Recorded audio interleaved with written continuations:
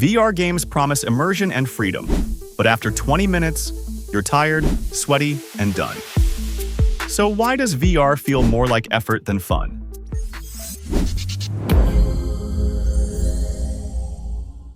Why is VR so tiring? We were promised this incredible, immersive future, a new reality where gaming felt more real than ever. But instead of seamless fun, we got this: sweaty headsets, tired arms, and a general feeling of exhaustion. What went wrong? Why do so many VR games feel less like an escape and more like a workout you didn't sign up for? We were sold a dream: step into new worlds, become the hero, experience the impossible. The marketing showed us epic adventures and effortless immersion. But the reality is often a lot clunkier. We're tethered by cables, fumbling with controllers, and bumping into furniture. The promise was total immersion, but we quickly learned that immersion doesn't automatically equal fun. In fact, sometimes the pursuit of realism is exactly what makes these games so exhausting. Let's start with the most obvious problem: the physical effort. Traditional gaming is mostly sedentary. You sit, you relax, you use your fingers and thumbs. VR asks you to stand, to swing your arms, to duck, to dodge, to physically crouch behind cover. Think about your favorite action VR game. How many times do you swing a sword? 100? 1,000? How many times do you physically reload your weapon, pulling a magazine from your hip and slotting it in? These repetitive actions, while cruel at first, become a grind. Your shoulders ache, your legs get tired, and your back starts to hurt. The game demands constant physical output, but the reward often doesn't match the effort. Instead of feeling like a powerful hero, you just feel sore. It's a full-body workout disguised as a game, and most of us are not looking for a trip to the gym when we power on our headsets. The novelty wears off, and what's left is just plain physical fatigue. Then there's the issue of pacing. Great games, whether on a flat screen or in VR, have a rhythm. They have moments of high tension followed by periods of calm, creating a satisfying ebb and flow. A lot of VR games completely miss this. They are often built around constant low-level tension. You're always on alert, always scanning your environment, always ready to physically react. There are no breaks, no moments to breathe. Compare this to a traditional first-person shooter. You sprint, you shoot, you take cover, you reload, and there's a certain speed and cadence to it. In VR, every action is deliberate and slower. Opening a door, picking up an item, navigating a menu. It all takes more time and physical input. This breaks the flow. The interaction loop is just too slow.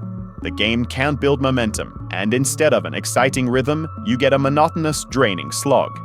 This constant state of vigilance and slow interaction kills the enjoyment and leads to burnout long before the story is over. This brings us to a core design flaw. Many VR mechanics are designed to be realistic, not enjoyable. Developers got so excited about mimicking real-world actions that they forgot to ask if those actions were actually fun to do hundreds of times. Manually reloading a gun is a perfect example. It's cool the first 5 times. By the 100th time, it's a tedious chore that gets you killed because you were fumbling with a virtual magazine. Manually opening every single drawer in a room, one by one, isn't immersive exploration. It's digital housekeeping. Grabbing items off a belt, managing a physical inventory, interacting with complex, tiny buttons on a virtual interface. It all adds a layer of unnecessary complexity. The game designers aimed for realism, but landed on tedium. Good game design is about abstraction. It's about taking a complex real-world action and simplifying it into a satisfying button press. VR has forgotten this lesson, valuing simulation over fun. Realistic interactions should serve the gameplay, not hinder it, but the physical strain is only half the story. There is a deeper, more subtle exhaustion that nobody really talks about: mental fatigue. Your brain is working overtime in VR. It's constantly processing a 360-degree environment, tracking objects in 3D space, managing your physical body's position relative to the virtual world, and trying not to get disoriented. This is a massive cognitive load. Add to that cluttered user interfaces, constant notifications, and the sensory overload of a world that is always on. Your brain doesn't get a break. In a flat-screen game, you can zone out, look away from the screen, or let your peripheral vision relax. In VR, you are completely enveloped. This constant stimulation is incredibly draining. It's why, after an hour in VR, you might feel mentally foggy and drained, even if you weren't physically moving much. It's an overload of information that leaves you feeling spent, and it's a huge barrier to longer, more engaging play sessions. So, is this just the price we have to pay for immersion? Are VR games doomed to be exhausting? I don't think so. The future of VR gaming isn't about more realism, it's about smarter design. We're already seeing glimpses of it. Games that use clever abstractions, like gesture-based spellcasting instead of fiddly menus. Systems that let you grab distant objects with a flick of the wrist instead of walking over to them. Locomotion options that are comfortable and intuitive. Developers are learning that less is more.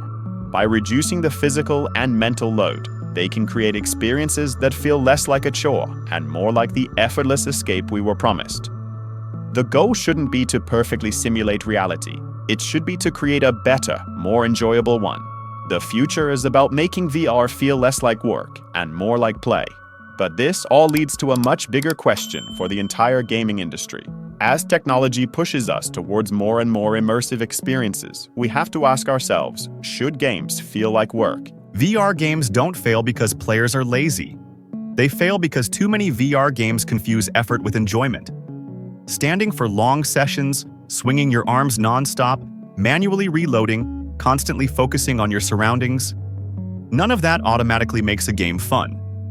In flat-screen games, effort is abstract. You press a button and your character does the work. In VR, you do the work yourself. And when every mechanic demands physical and mental energy, fatigue replaces excitement. But the real problem goes deeper than physical exhaustion. It's pacing. Most VR games never give you a moment to relax. There's no rhythm, no downtime, just constant tension, constant movement, constant attention. And then there's design. Too many VR mechanics are built to feel realistic, not enjoyable. Realism sounds impressive in trailers, but realism is slow. And slow interaction, repeated over and over, becomes work. That's why many VR sessions end the same way. You don't quit because you're bored. You quit because you're tired. VR doesn't need harder mechanics. It needs smarter ones.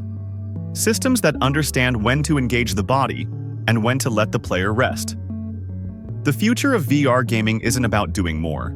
It's about doing less, at the right moments. Because games shouldn't feel like workouts. They should feel effortless to enjoy. VR doesn't need more buttons replaced by hand gestures. It needs fewer gestures that actually matter. The irony is that VR has the potential to be the most comfortable gaming platform ever. Because when done right, interaction disappears. You stop thinking about your body. You stop thinking about controls. But today, most VR games remind you of your body constantly. Your arms, your legs, your balance. And that's why so many players quietly take the headset off. Not angry, not disappointed, just exhausted. VR gaming won't move forward by making players work harder. It will move forward by respecting their energy. Because the future of VR isn't about more immersion. It's about effortless immersion.